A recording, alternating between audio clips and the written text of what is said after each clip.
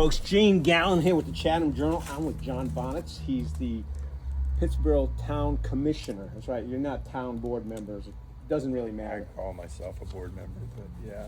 All right, we're in downtown Pittsboro today. We're actually by the former Postal Fish Company. I had suggested, hey, maybe we meet at the Pocket Park. However, it's first Sunday today, so that's why we're here. What we're going to talk about today is there's been a lot of interest going on. In fact, there's been a trending story in the Chatham Journal newspaper website is the South Village Small Area Plan. And John's a town board member, and one of the reasons it got me interested is because I love the fact that they do make their Pittsboro commissioner meetings available on YouTube. And I got to watch hours of the YouTube video, and not only your board meeting, but also the planning board meeting. So there's a lot of questions, a lot of concerns, and it's been a top trending story for over a week. And one of the reasons I said, hey, John, let's sit down and talk about it, because I found during those videos that John was asking a lot of pertinent questions that some people didn't seem to have entire answers to, or didn't have even partial answers to. So the Chatham Park Small Area Park Plan, or Small Area Plan, how did this all get underway? Because this has been going on for several years. Oh, yeah.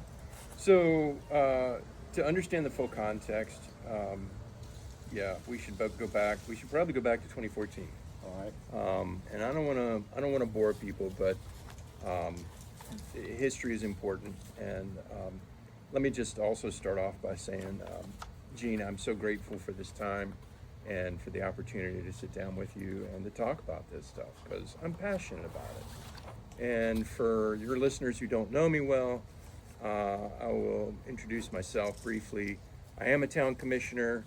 I've lived in Chatham County since the 80s, off and on, but then in 2003, I moved back for good. And I've lived in Pittsboro. That was in Silk Hope at my mother's goat farm, Celebrity Goat Dairy. And 18 years ago, I married and moved into town of Pittsboro's town limits. And then 10 years ago, several folks asked me to run for town board. And when a 20-year veteran Marine who had 20 years of municipal management experience, was also our prior town manager, and then at that time the mayor, when a guy like that asks you to run, and you're a lifelong environmentalist, and someone with those conservative credentials, you know, it was very compelling. So you said yes, sir, right away. I said, yes, sir, I'll give it some thought. Okay. I asked around a couple of people, and then when a seated commissioner, at that time, Bette Wilson Foley was still seated, serving as a commissioner, when she also asked me, that was the tipping point. So yeah, I've served for a decade, 3 terms. I've been honored to be sent back by the electorate. And a little bit more about me, I am an introvert, so I apologize that I've got some notes here, and I'll be reading a little bit off of my notes, but mostly referring to them. And Gene, you and I go way back, 20 plus years, because of... It was a school board meeting. Yeah. And you were pushing for, let's use more local foods in our school's cafeterias. Yep. And I'm like, man, that sounds like a good deal, considering how much farming we have still going on in this community. 20 years ago we had even more farming, and I'm like, hey, that's a neat concept, but unfortunately it hasn't happened. Yep, and I've long enjoyed your chat list and the Chatham Journal, and I like to write, and so that was also how we got acquainted with one another, was through my writing, and writing about citizen concerns and community concerns and so on and so forth. Folks may remember me from 2006 era, pushing really hard for pure paper ballots, because I was really felt it important that we have proof of the vote.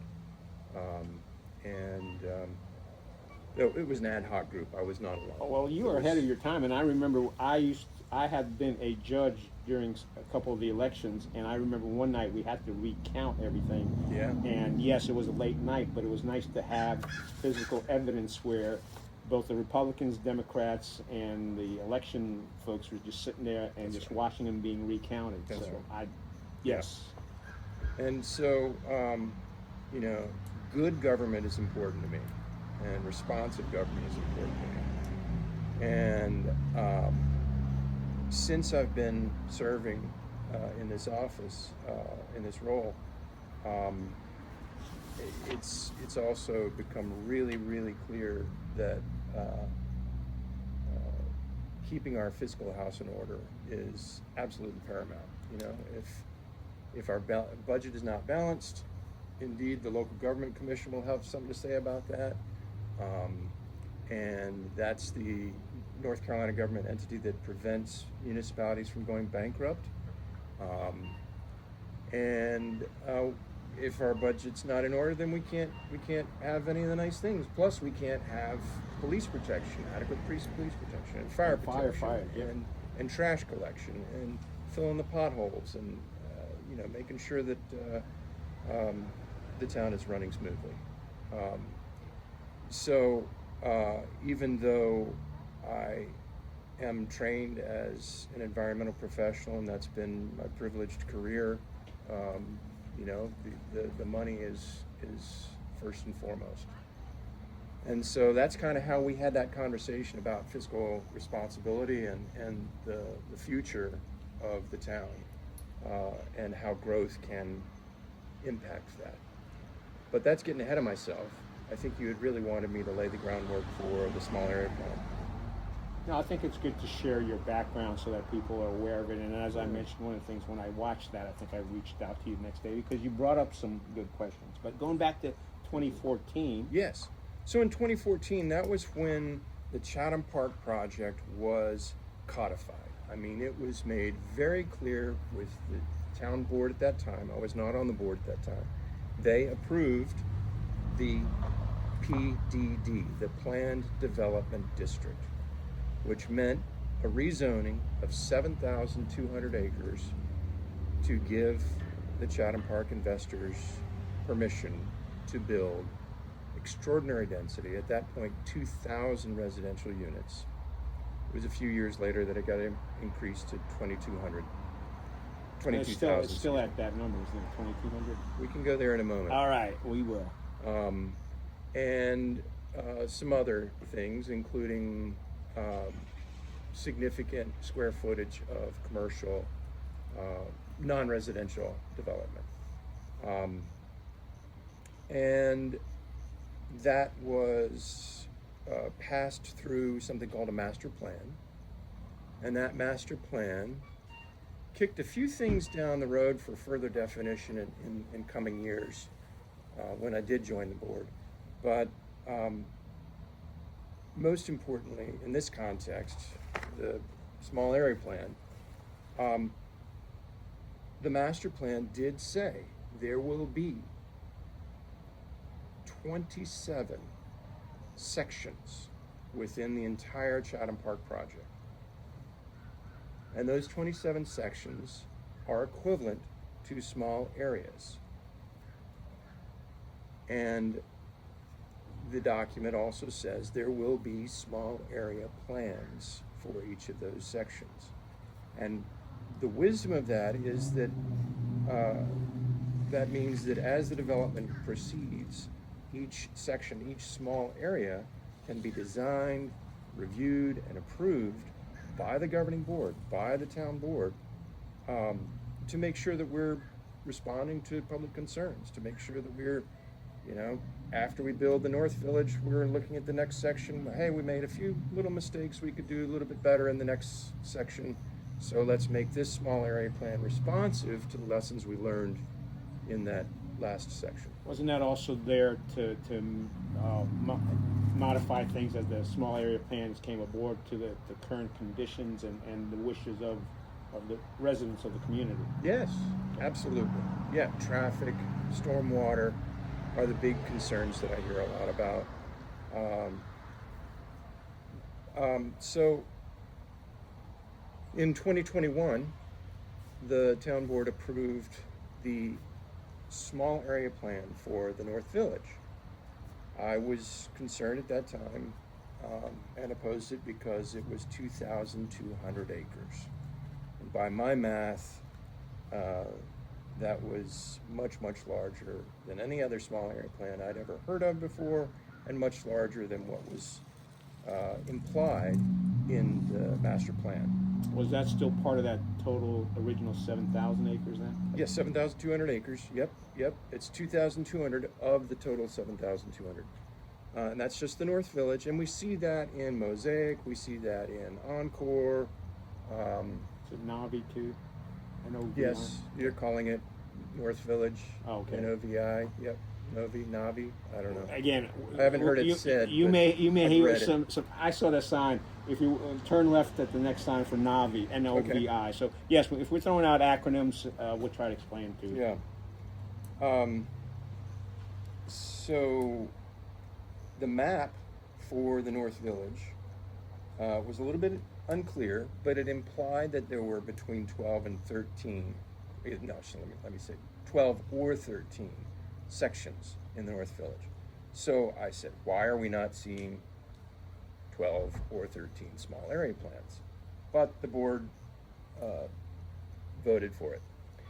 So the Chatham Park investors got a 2,200 acre small area plan, and that was viewed as a precedent to the current conversation.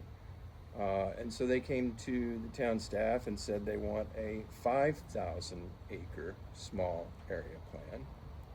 And I spoke to a developer back in June, and that person said, well, yeah, that's extraordinary. In fact, it's semantically incorrect to call something 5,000 acres a small area plan. But it gives up the opportunity for that iterative learning, that incremental improvement over time. That reflecting back on, well, what did we learn in those 2 or 3 years of that first phase of the development? What can we apply to the next phase? What can we do better with transportation? What can we do better with stormwater? All right, let me interrupt here. Sure. The first North Village plan was for 2,200 acres, Yep. correct? So this plan, they were hoping to get 5,000. 5,000. Okay, so basically, and then they originally started off with 27 sections. If I take 2,200 and add 5,000 to it, I come up with my 7,200 acres. So there's no other sections then.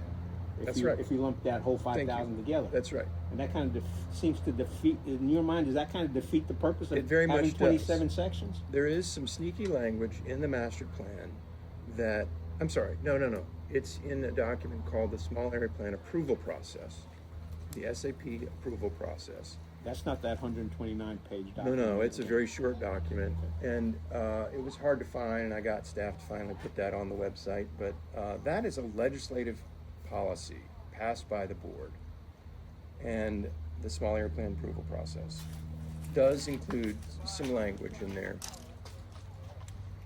that it's vague, but the Chatham Park investors have interpreted that language to mean that they can put more than one section into a small area plan. And so if they can do more than one, then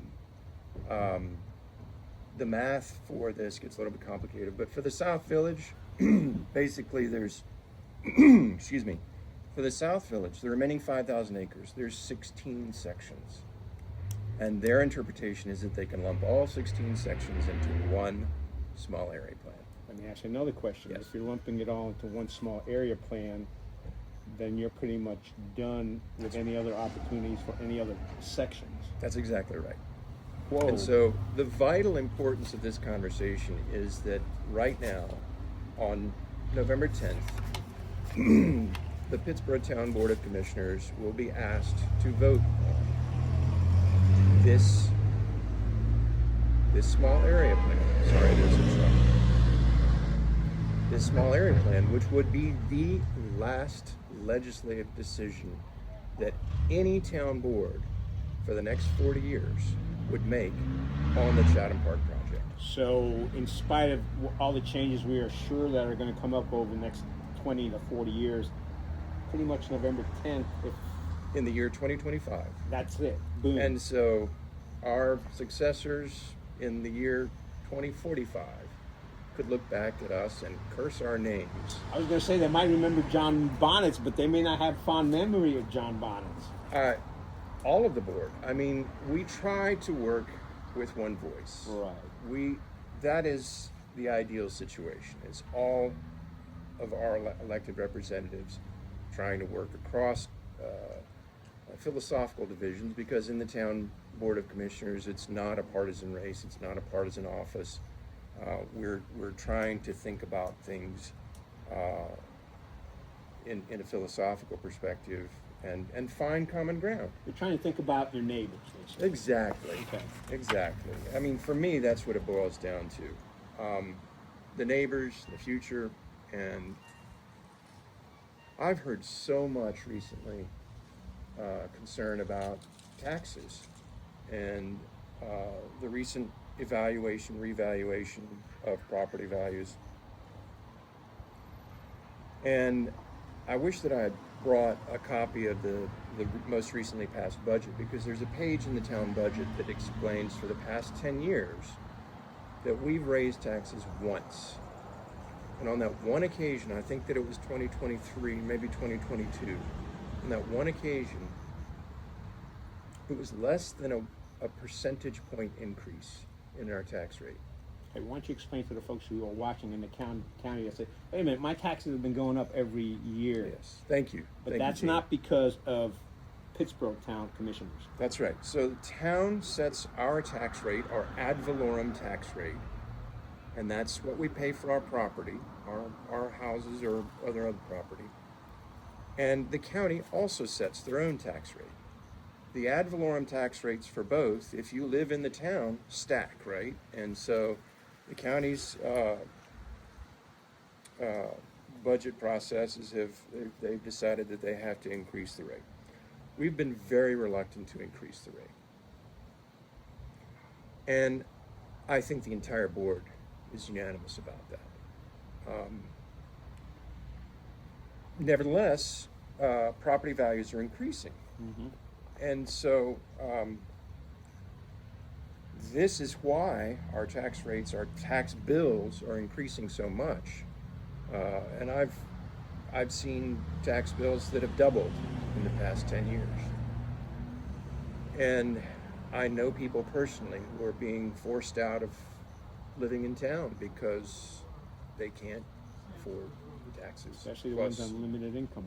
Exactly. Fall in that group, don't they? And this concerns me so deeply, Gene. I've lost sleep over it, and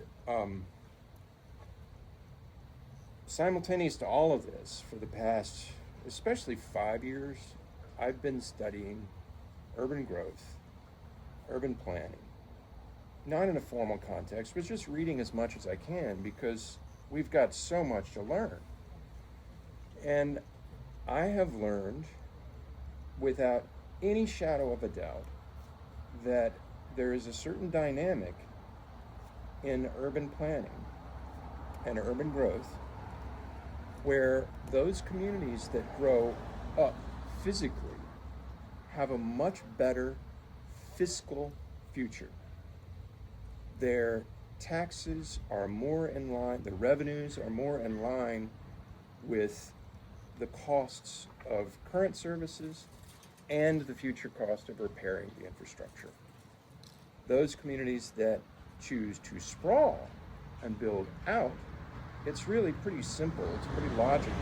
You think about miles and miles of roads that have to be paved in 30 to 50 years, the pipes that have to be replaced in the future. You've got much, those are infrastructure repair and replacement costs. And then in current services, police and fire, that costs more when you have much longer territories to service.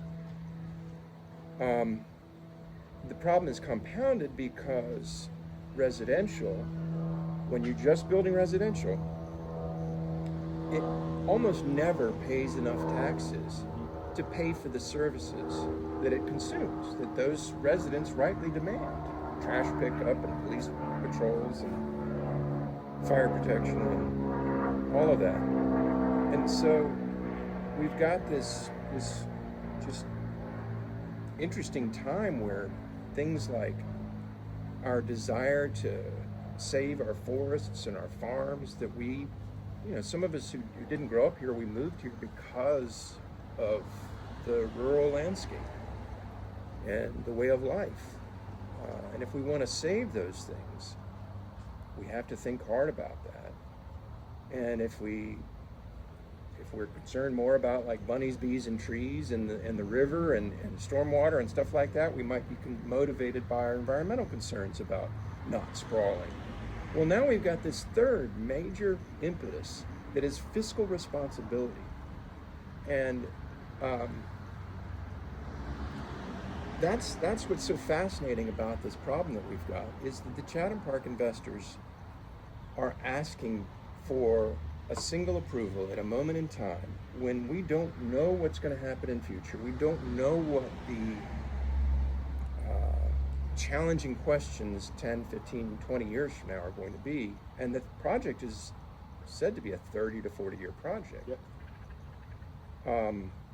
But if we know from the past 40 years of planning, the academic discipline of planning and studying cities and how they grow and how they collect revenues and how they incur expenses to keep services running and to keep things in good repair. We know for a fact that we're going to see tax increases if we do allow ourselves to build in a sprawling fashion. I think it's really important that we pause and approach all of these questions with a lot more care and thought and attention. I have to smile because you talked about building up there. I think folks, if you're not aware of it, Seaforth High School is the first school in the county that's a two-story building, because when land was a lot cheaper, you had no concerns about building all over the place. Thank you. I think we're not going to talk about that today. I think you and I have discussed the possibility of going higher instead of wider. Yeah. So, all right, folks, we're going to take a quick break. We're going to be right back to continue this discussion.